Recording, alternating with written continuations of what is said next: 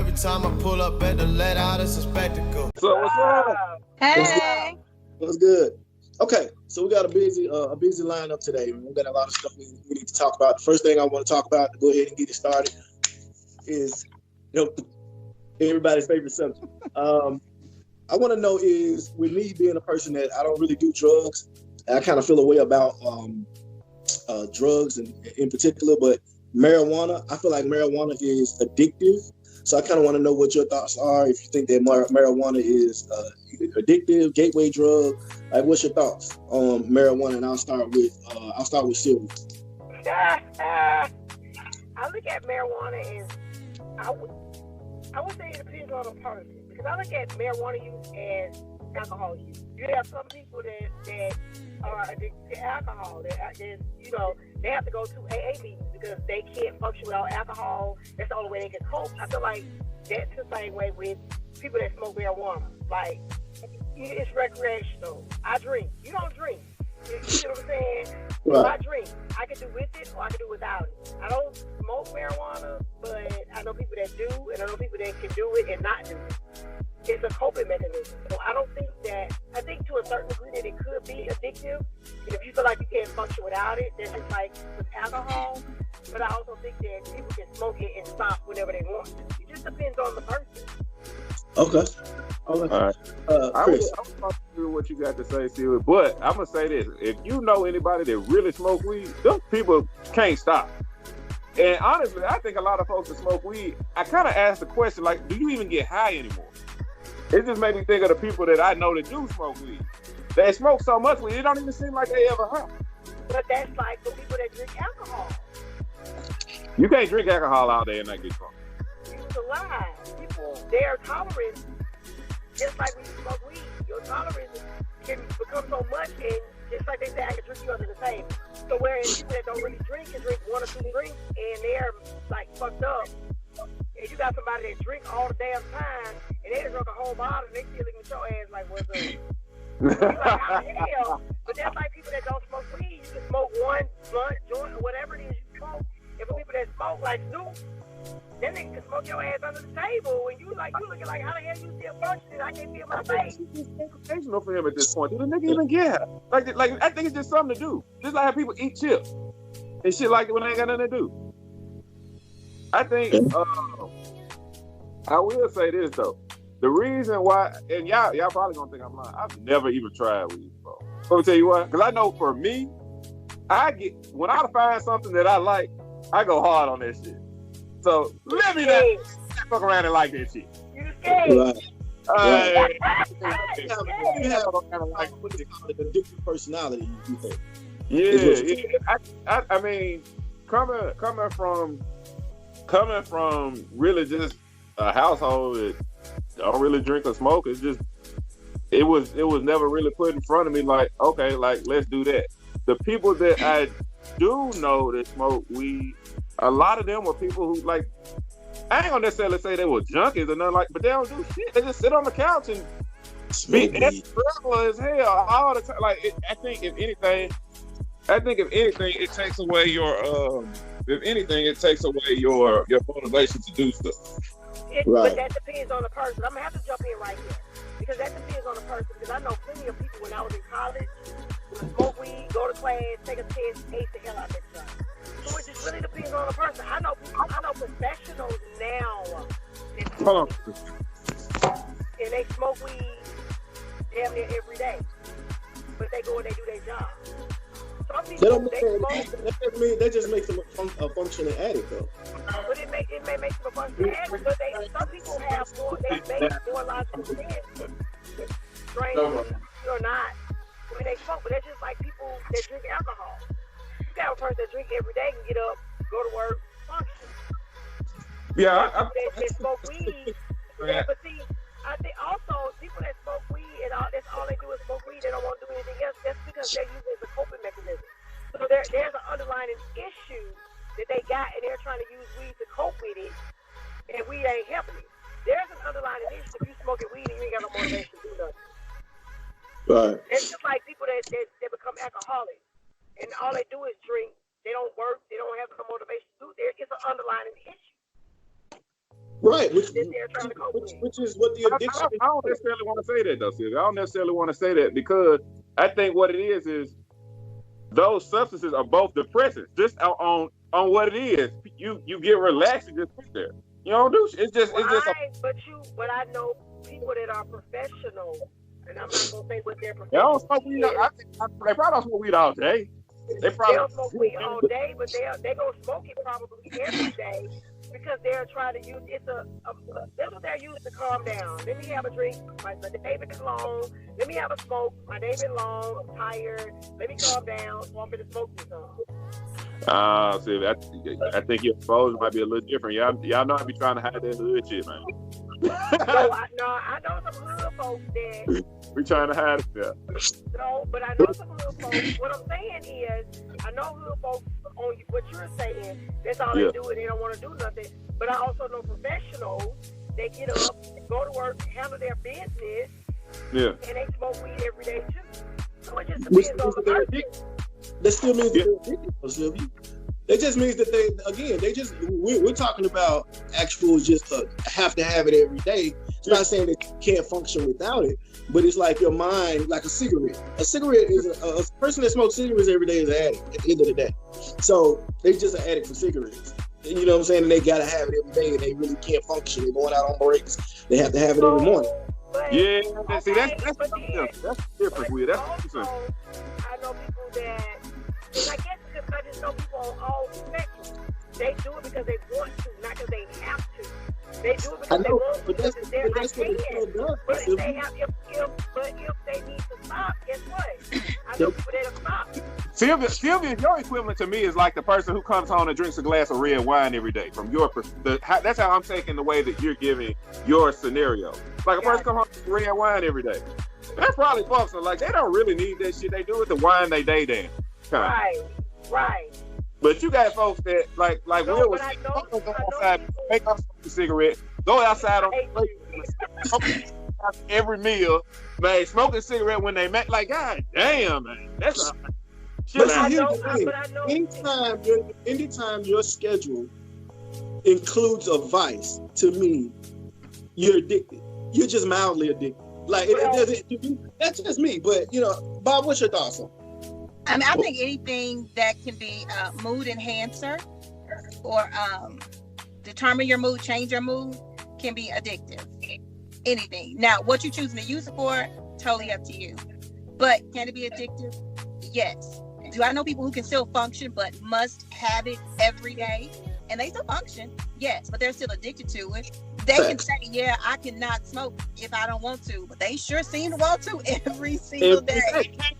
Even though it's like, hey, let me go ahead and wind down type of thing, that is what they now rely on to go ahead and to wind down. You can't wind down without it. So anything that alters your mood can be addictive. I know people on spectrums is what I'm saying. I know the people that you all are saying. I know the people that can do with it, can do without it. I know people that say, hey, I'm going to take a break from this. I don't want to do it right now. This is what I got going on. This is what I'm trying to accomplish. And they don't. So it just depends on the individual. Okay. So, your thoughts? I see where you were taking the conversation with. I'm going to jump off. I'm going to go ahead and take this somewhere else. I think Duval and Slick got addicted on the slide. No, he had. That's what I'm saying. And so, like, I mentioned him earlier, but again, people will just be smoking weed and they think like it becomes like it's cool, but at the end of the day, you addicted. Nigga waited until he was 50 to start smoking weed. And I don't know if you realize this, when he started smoking weed, he started looking older. He didn't look like before he started. All this shit turned white immediately. And then hold up, just like that. Okay, so he brags right now, like he says, okay, I got all my back teeth. I got all my hair. It ain't no gray. He does that, right? That's because you did not smoke and you did not drink like that. But once you start doing that, the back teeth about to pop off, buddy. Promise you that. Man, left and right. Give him a couple more minutes. That gonna be missing real bad right here. What he doing? That back teeth, he gonna start right there at the first two. He gonna be like, got all my front teeth, all my backs. It's gonna stop. I'm telling you. So your closing thoughts, Chris, is what? That that it is My addictive? closing thoughts on weed, yes, it's addictive. I think for the most part, the people that are addicted don't really know it. But for me, I look at weed the same way, like you said, the same way you look at alcohol. I'm at the point now where I kind of really don't feel like it's a drug. I think it should probably hold the same. At this point, I don't feel like it even should be illegal, though. I will say that. If nigga ain't never died from smoking weed. No, it should be alcohol poison all day and night. That's a whole nother subject. It should not be illegal. No. That's a fact. That's a fact. And I don't even do drugs, but weed should not be illegal. Lisa, and I'm gonna touch on this last piece, and I'm gonna let it go. But Okay. I remember watching this. It was, I don't even remember what the hell it was, but it was like, you know what? Things that are illegal, you should have to chemically alter these. Something that just grows out of the ground, and if I set it on fire, it just so happens to make me feel some kind of way. That shit ain't illegal. God, that's not a side effect. I didn't have to do nothing. That's a fact. That's just like them burning up a forest and you walking by feeling good as fuck while they burning the forest up, and then they like, hey, you can't do that. I get you. I got you. Sylvia? My final thoughts on it is, I don't think it should be illegal. I don't see anything wrong with it. Could it be addictive? Yes. Anything that makes you feel good, you have the potential to become addicted to it. Whether it's drinking, whether it's shopping, whether it's sex, whatever it is that makes you feel good, you have the potential to become addicted to it. So, I mean, if weed is the thing you become addicted to because it makes you feel good, because you want to feel good and you don't want to feel this way, I'm not here to judge you for that. But do I think it's potentially addictive? Hell yeah. Agreed. I just seen people puff them back to back. And like Chris said earlier, and this is my final thoughts. I have yet to see a person that smokes weed recreation, that smokes weed. And they always smoke it. Anything, I put it to you like this, anything that you do that you know will get you in trouble and you don't give a fuck, it's a problem. I'm just saying, because here's the thing, right? I think drinking all the time can get you in trouble. DUI, all of this, blah, blah, blah. But if you do it all the time and don't know when you need to chill, that's a problem. Right. Same thing with weed. When weed gets you fired from your damn job. It might not be this, but it gets you fired from your job. Yet people say fuck it and they do it anyway, every day. It's a problem. That's when it's a problem. It's a problem. It's like you don't give a fuck about the fact that you got family members that depend on you. You like, it's not addictive, but I need it though. Yeah, you addicted. So that's just me. I think that weed is addictive. At the end of the day, I've seen people like some of my relatives. Like I was just waiting to see, and they was like my grandmother's funeral. And the first thing they did at the repast was walk down the street and smoke weed. What the fuck? Like this is my, you know what I'm saying? Like we can't chill for a minute and just talk and vibe. Y'all got to go down the street and smoke one, and then we ride in the car and talk. We smoking another one, and then when we leave, go down home, another one. It's crazy. So yeah, yeah. It feels so good that people feel like they gotta have it. Bob, did I ask you? No. Okay. No, I mean, I still stand behind, like I said, the statement that I made before. Anything that can enhance or alter your mood can be addictive. And then at the end of the day, it is a drug. Whether you want to say that it grows naturally, it grows how it is, it is a drug. It has certain uses. We manipulated it and turned it into something else that it initially was not being used for. And am I judging? No, not at all. But I'm saying that I think that the naturalness is we hide behind it and we convince ourselves it's not a drug, so it's okay to smoke it as much as you want to because it's natural. But because people are trying so hard to get a high, to chase a high, they are now manipulating it and putting stuff with it because now it's not even strong enough. It's not. To get the high. Smoke it out. With it and making strands of weed, like you making it stronger. Weed come out the ground like it is. It don't come out purple, Kush, Reggie Bush, green, loud. Know about it, don't it? Know about it, don't it? So that's a good point. So to try to keep it up under a certain amount of minutes. Now, the next topic is can pastors truly be forgiven for committing sins? And when I say committing sins, I mean like, if you're in the church and you commit adultery, or you steal from the plate, or you cheat with somebody else's wife in the pulpit, or you touch children, anything like that. Can pastors be forgiven and truly keep a congregation without judgment? Is it possible? That second part is where you missed it at. The without judgment, no, that's not happening. People are gonna forever think about it and bring this shit back up. That ain't happening. Forgive people, yeah. Forget about it, probably not. Move past it, yeah. Okay. I think all that. I think they can move past it subconsciously. Motherfucker get mad. You old child booty touching ass nigga. You. It's coming back, nigga. Like, come on. That's true. That's true. Bob or Alicia? Hold on. Anybody deserves to be forgiven, right? Because we're all human at the end of the day. None of us are God.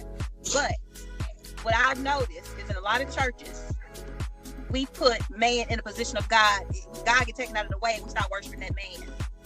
That's what the issue has become with a lot of churches and people being unable to forgive. And sometimes they forget, they don't even care that they're doing it. It's not even an issue of forgiveness. I just don't care. I'm going to turn a blind eye because this pastor is my God. So I think more than not, I think people are actually, instead of not being able to forgive, they're just turning a blind eye and allowing anything and everything to happen by the pastor. So I'm on the other end of the spectrum. Can people be forgiven? Yes, but I think that we have put these people in a position to where they're on this stool where they're untouchable and they can do anything and everything they want to. It's almost like being a police officer. You're above the law. Okay. Which is on another note, I'm backtracking on some bullshit, but y'all know the unofficial conversation that we were having earlier. That's why they said Trump can never be black. Black folk can get away with all the shit he's gotten away with. Yeah. So with that, you can't be a pastor. Huh? If you're a black pastor, yes, you can. Oh, you can. I'm going to tell you what, you can only get away with shit with black folks. True. With some black folks. Some black folks be like, hell no, nigga, you ain't, no, hell no, you wrong. I'm just saying, and that's why a lot of people have turned from the church. Because a lot of black people are not forgiving of pastors that have had transgressions, that have been in the pulpit in the church. A lot of black people are. Okay, with that being said though, Sylvia, is with them turning away from that pastor, then what does that make them? That makes them kind of the same as him, in a sense, right? Because can I interject? Yeah. There's a scripture in the Bible where it warns people to be aware of wolves and sheep clothing. It was talking about religion and pastors and so forth. So, one, you got to have discernment that yes, people are imperfect and can sin. So in that sense, yes, forgiveness should be allowed because we all mess up and we all make mistakes. We all want second, third, fourth, fifth chances. None of us are above that. But there are some people who are putting themselves, it ain't God put me there, I'm putting myself there. And you're there for the wrong reasons. Now you gotta be able to discern when God ain't in this house. Right. So sometimes it's not just, I'm just walking away because the pastor made a mistake. Everybody who's up there don't need to be up there. And it's not a representative of God. Mm-hmm. So you gotta be clear. So you can't necessarily judge when people walk away and what their reasoning is behind it. But you also have some people that don't have this person. And they just gonna follow the crowd as well. No, nobody's perfect and people make mistakes. But then you have some that will stay through it, and you have some that will leave because of what they call church hurt. So it just depends on, again, it depends on the person and what you believe and who you're following. If you go in specifically following the head of the church, which is the pastor, then of course when they do something that you don't like, you will automatically pull away. But you know what? I would say this, and I think this may be it. I think that just people in general, they like you said, they do put their pastors and their ministers and this, that, and the other on a higher level. And when they sin, you be like, man, this nigga ain't no better than me. So it was like, you know, you kind of don't want to be followed, like blind leading the blind almost. You don't want to follow somebody that you feel like is on the same level as you. You want to follow. Here's the thing. Here's the thing. Right. Is it the blind? Is it the blind? What? A pastor is just like anybody else in the congregation. They have issues. They have problems that they deal with, and they have testimony. So, but they are held to a higher standard when you have Right. a congregation. By the So, but if you're in that position, you already know that you are held to a higher standard. But you can't. You're not perfect. Respond to things, but you're not perfect. But you can't respond to things like people that's following you. Like you cannot, and even if you do, you have to be man enough or woman enough, because there are women in the pulpit to say, "Hey, I messed up. I apologize. You always messed it up. I'm supposed to lead you this way, but I fell short. Give me falling short. This is something that I have to deal with myself and with God, and this, that, the whole nine. Don't act like you didn't do anything, and don't act like you wasn't wrong." And I think that may be also a part of the issue as well. I'm going to act like I ain't did nothing. I'm going to act like I haven't fallen short. Well, like they don't own it. They don't own it. Sometimes you need to step down to take time to get yourself together. Right, absolutely. And it's not saying that you're not allowed to lead, but right now I'm not strong enough to lead. Absolutely. Okay. So, y'all might say this is a bad example, but okay, I'm a parent. So, me being a parent, I tell my kid not to do something, but then I end up doing it. I step down as a parent. I'm right now. I'm not really ready to be a parent, so go just chill with your mom. There are certain times when a parent is not able to be a parent, and yes, you do have to do it. So you might need to take. I'm not necessarily saying step down. Yeah, but now I'm deadbeat. No, True you that. step down like that. You might need to take a back seat to the mom. Okay, maybe I need to make decisions when it comes to this. Maybe I need to deal with this. Maybe I need to figure out how to Deal with me. So when if I say, you know what, I'm not really ready. I fucked up. My son 5 years old, 6 years old. I say, hey, I fucked up. I did something wrong. I'm not a good example for him. I'm gonna leave him and his mom. Y'all kind of. I don't mean like that. You're still in the leadership position. You just step back and you let somebody else lead you. They'll still be talking to you. So I step back and let Shay do all the work. It's not let Shay do all the work, but Shay will lead the way. So The what? oh my God! Don't do that. Not. I'm the head of the household.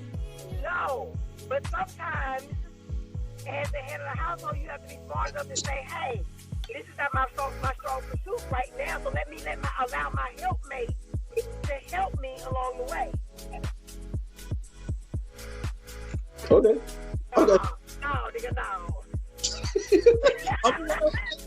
I'm around with that. Because it's just like she may be more knowledgeable on something that you're not, so you can learn from her, put that along with your leadership skills, and come back and be a better person than you was before. I just think people need to get over it and just like be like, okay, this person's human and they messed up. They said this or whatever. They messed up. They're human. Christianity teaches that you should not judge. So why are we judging and getting mad?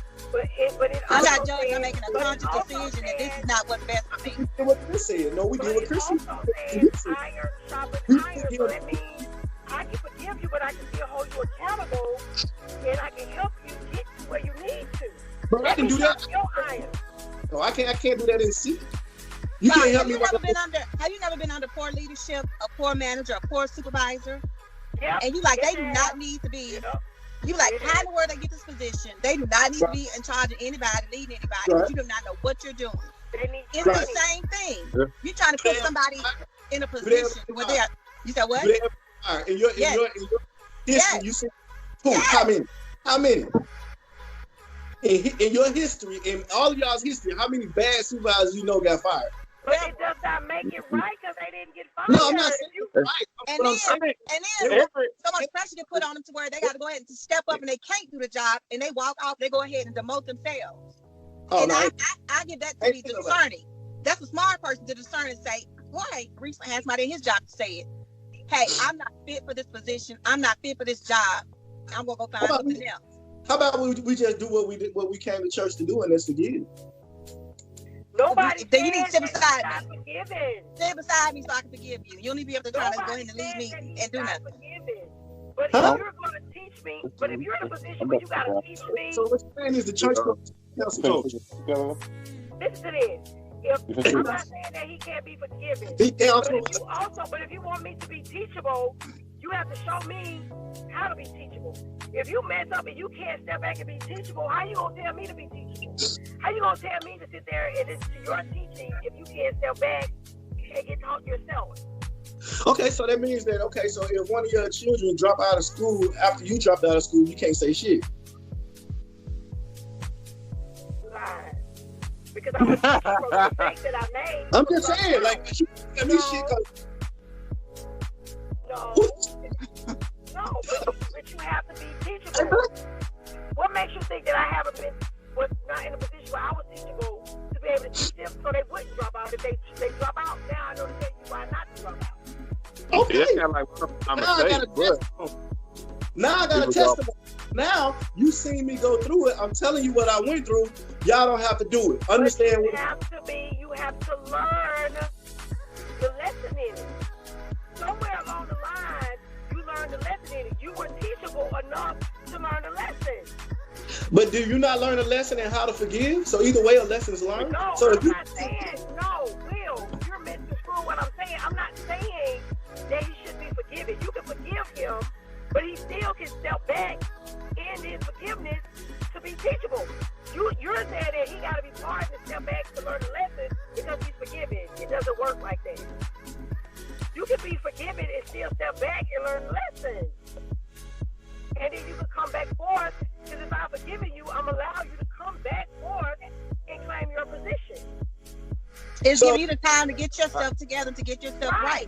And I don't think that's being judgmental at all. If you can't step back and learn the lesson in what you did wrong, how are you going to teach me? Just because you did wrong, you say you did wrong and I forgive you, it doesn't mean that you learned the lesson. Not at all. So if your job did that now. It's the same if your job did that to you? Oh, trust me, they're going to give me something for me to learn a lesson. Yeah. But what I'm saying is, what if they say, what I'm going to need you to do is I'm going to need you to step down and go home and promote you to customer. But what I want you to do a customer. First of all, you missed the point when I said that you're still in a leadership position. You just step back and allow somebody else to step up while you're learning your lesson. You sound like you're in a tunnel. You're in a tunnel. You're in a tunnel. That's God. Something about your audio. I don't know what it was. Thank you, Lord. Let him work. Yeah. Something happened. God said you ain't talking about that. Yeah, I don't know what happened. Something happened. God is not pleased. He is not pleased.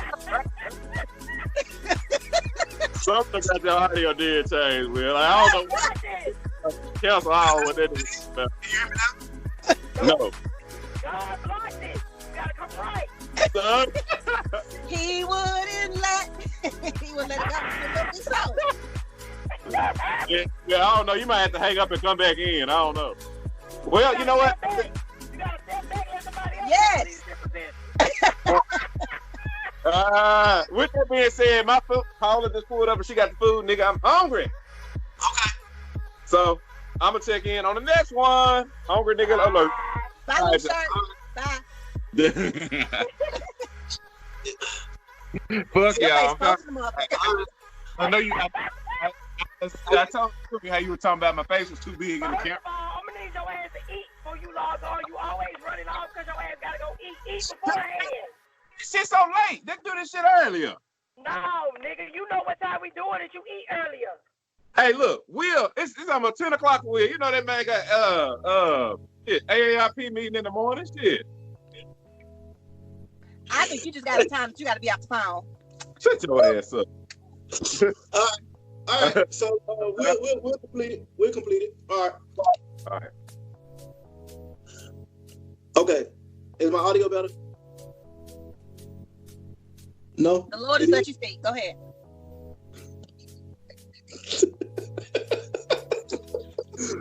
Sylvia, you freeze frame like a motherfucker. She is. Okay.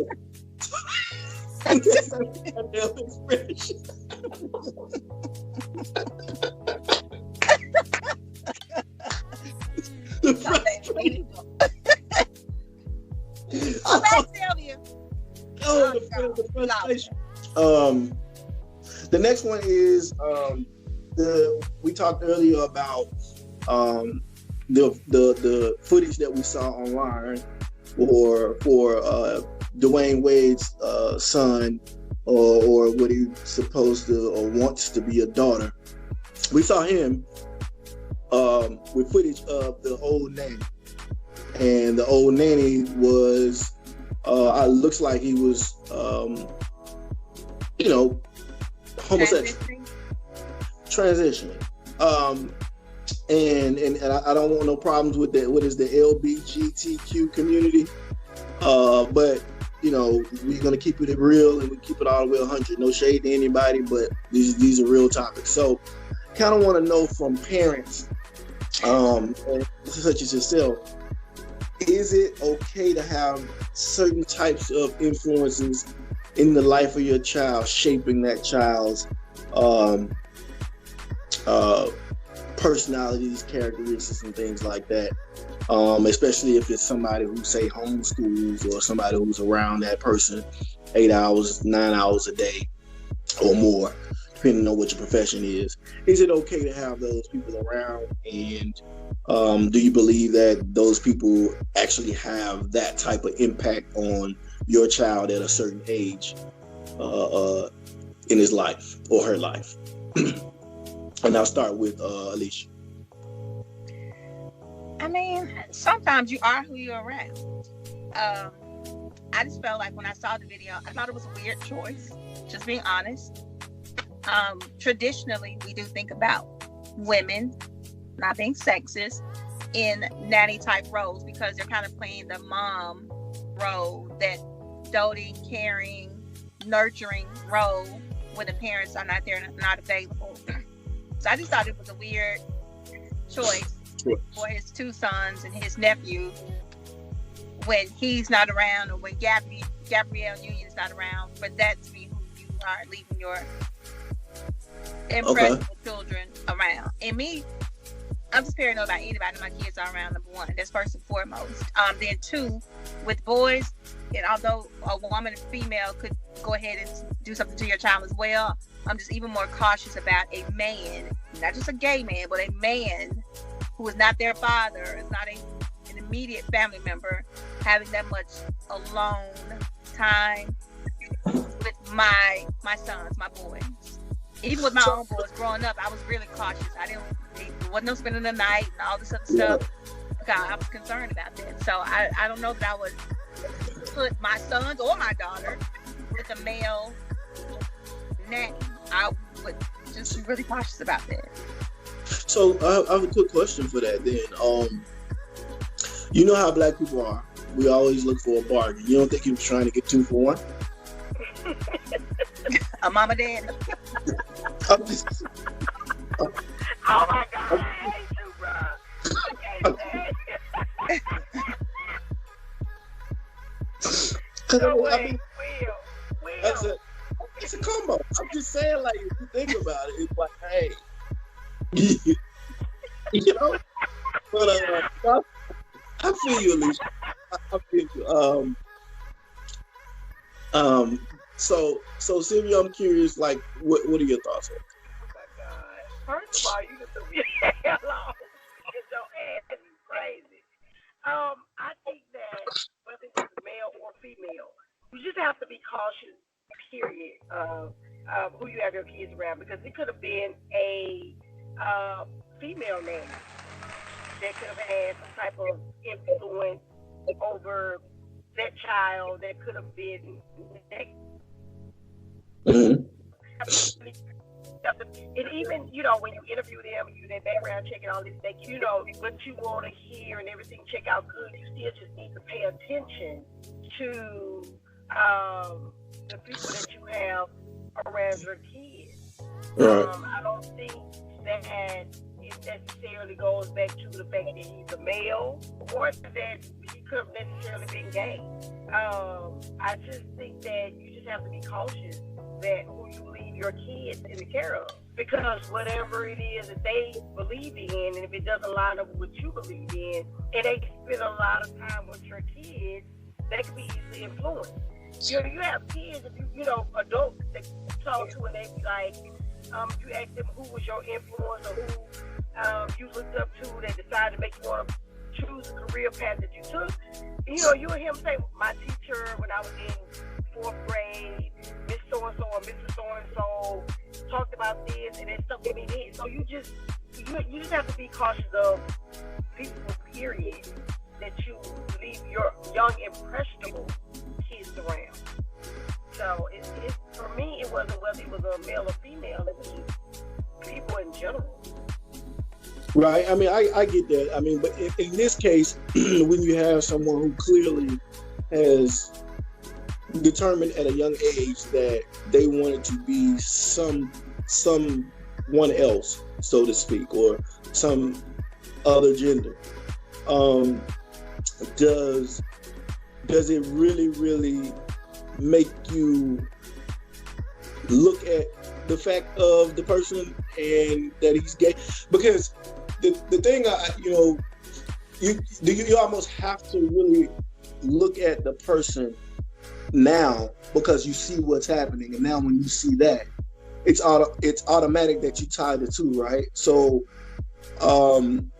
is it possible that isn't the case? That's just a coincidence? It's totally possible, right? Because I mean, you did have 2 sons, right? And both of them were young at the time, possibly. Because I don't know what the age gap is between the two. I think he's 12 and the other one is, I think 17, 18? I want to say either 16 or 17. I'm leaning towards 17. So that means that if the other kid was 8, then that means he was probably about maybe nowhere about 12, 13, 14 tops, somewhere around in there. So still impressionable, but it is possible that had nothing to do with it, that people are just associating it with that because of the circumstance. So that's also something that we have to look at. We can't just really say just because my stance on it. I just think that before that person was in the picture, his DNA was already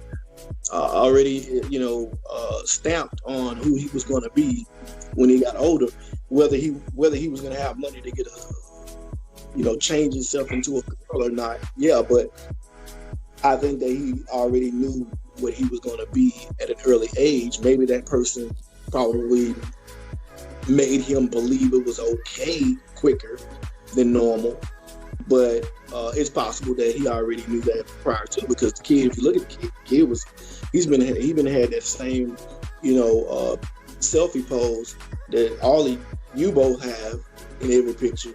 The one leg.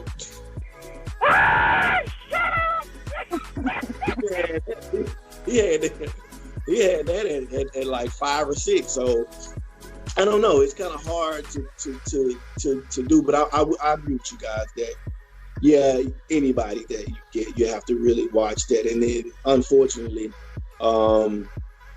nothing against anybody's sexuality, but unfortunately, it is a possibility that can play a part in shaping who your kid is. It's it's a possibility both ways.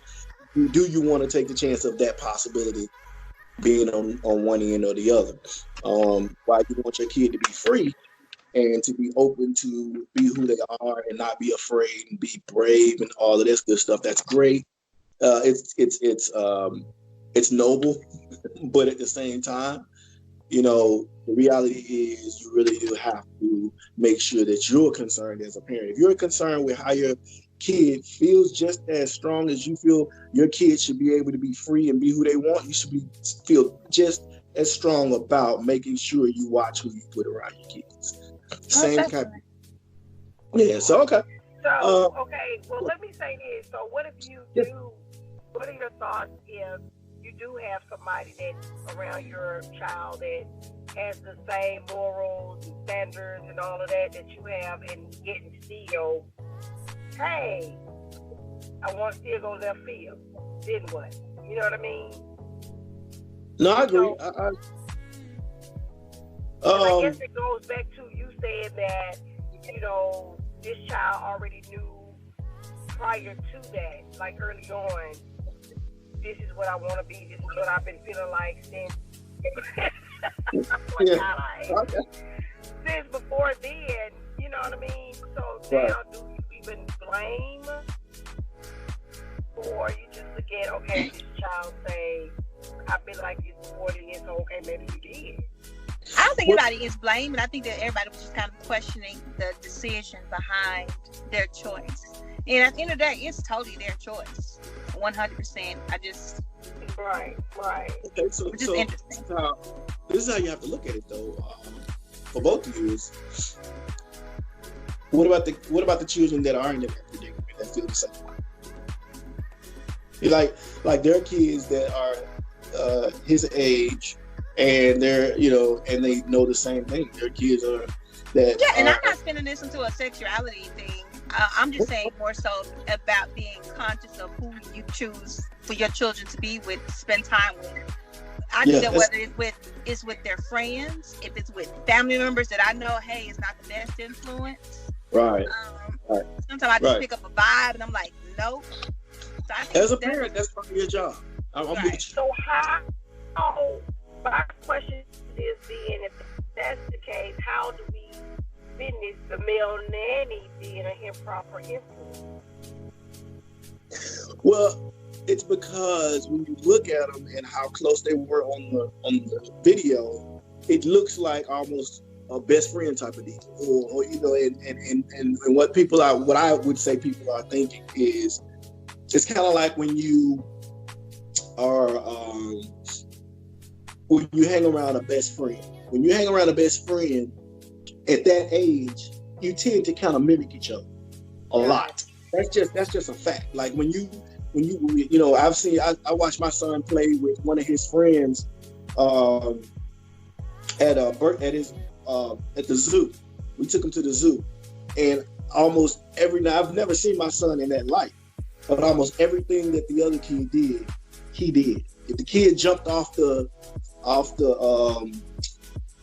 a ledge or whatever, a little small ledge, he jumped off of it. The kid said, let's get on the ground and roll. That was their way of playing. He got on the ground and he rolled. God. I was pissed because of the type of person I am. I'm such like a loner and an anti-follower that I was, I almost got angry. Like, yo, my man, be yourself. Like, but I get it. He's not there. And he's young and he's in pressure. You're in the matrix again. You're in the matrix again. I'm sorry. Yeah, I think once it gets to a certain amount of, or if like my phone energy gets low, I think that's what happens. Okay. Yeah, but I mean, the last thing I kind of wanted is, that was a good time. I think the last thing I want to do is, like, if either of you had one thing that you could tell your younger self, what would it be? Oh my goodness!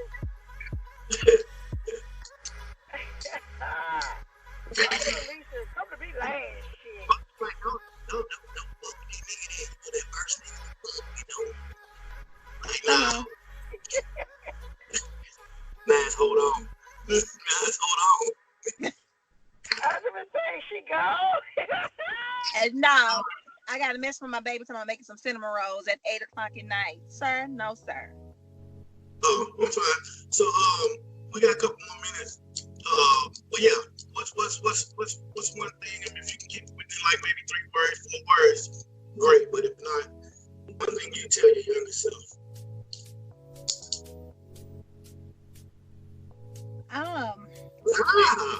Just Stevie like fine Stevie early, but now what's one thing that you just continue to be comfortable and confident in being different. I came from a super religious family, and a lot of the stuff that was instilled in me, I still do, but more so than wholeheartedly truly believed in. And instead of looking like the square and not fitting in, sometimes you kind of try to change a little bit in order to fit in. Where you phone up a little bit? Huh? Where you phone up a little bit? Better. Okay.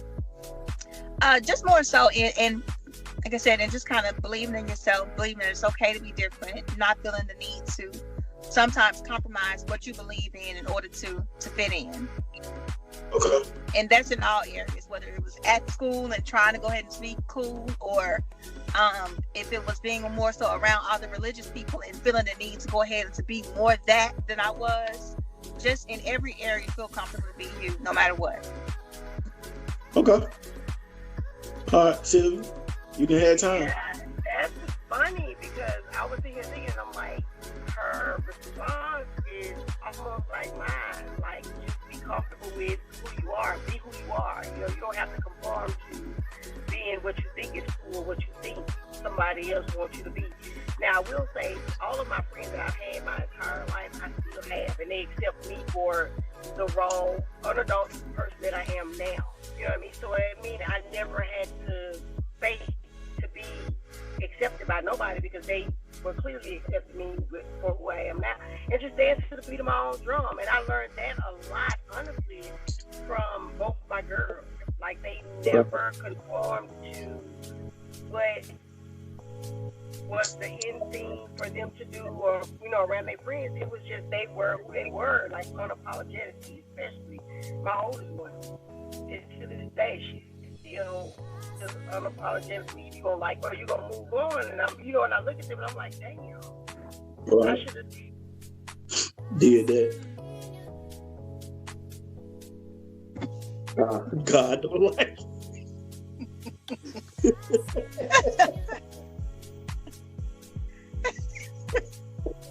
Shut up. Don't come for my friend.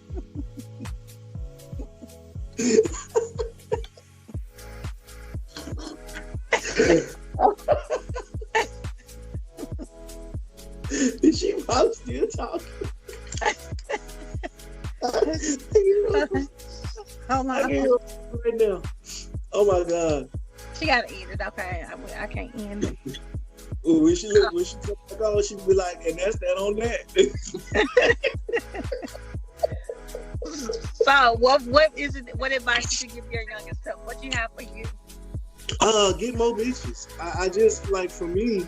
And you never thought to let go. That's crazy. Facts. You know what I'm saying? Like, I would tell myself, bro, go get some more bitches. But I think for me, I would probably tell myself to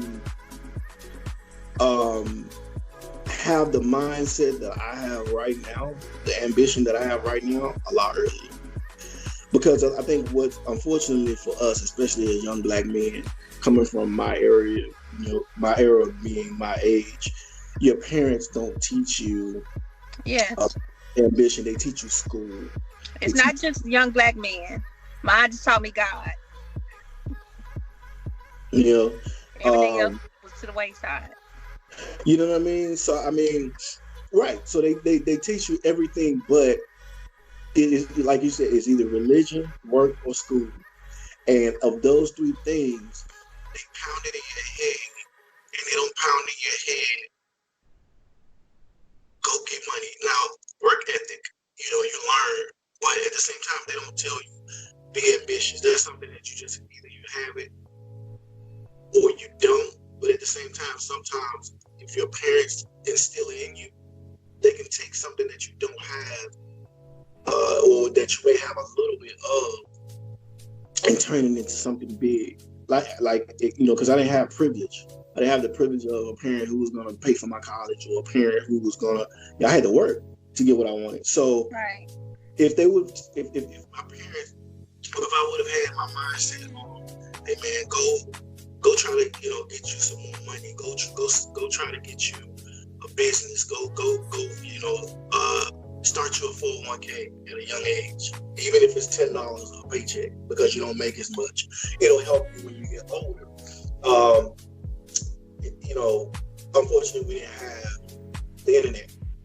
And so the things that I have now, I have so much access, which is why, to be honest with you, at this point in my life, I'm addicted to knowledge. When we talk about addiction, I am addicted to knowledge. I think that knowledge is the most powerful thing on earth, but beyond, you can't tell me anything more powerful than knowledge. But that's what I wish I had, the knowledge. And I wish I would tell myself to read, in a nutshell.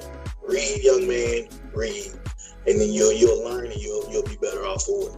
But, I'm good where I'm at. I keep saying that, but I'm just, if I'd have did it a lot earlier, right. You know what I mean? I would be set. I would probably be set right now. And probably have me a business or something. Like what my mindset is right now, I would have like a lot. Probably. What you like? Oh, it's we working. Like, we working. I cut back a lot on like just frivolous spending, and I start watching videos like the one I sent y'all earlier. I've been watching videos like that for months, and just kind of figuring out ways to invest, see where I can make more money and things like that. Because as you get older, like I just learned about Roth IRAs and Roth 401k. Didn't know nothing about it. As a young person, you don't know anything about that. You don't know anything about people like us. We just get life insurance, right? Instead of whole life that actually works in your favor. Like you can really get money off of a whole life policy. They don't teach us that, young black men. So those are the things that I wish I knew back then. Is like get some of that stuff. Even though some of the like the Roth I think is fairly new. But it's still just knowing about things that could benefit me in the long run. Yeah, it's crazy. It's crazy. But Sylvia is frozen time. We did 56 minutes. I'm gonna try to cut it into maybe 40, 45. My goal is to try to cut them into 30. We'll get there one day, because what I'm gonna do is we'll start doing a cutoff. But I know we get so passionate and we get to talk about it. A chance to speak. Or everything get maybe 5 minutes and you move on. Right. That's what I think it's gonna be. It's gonna be like you gotta hurry.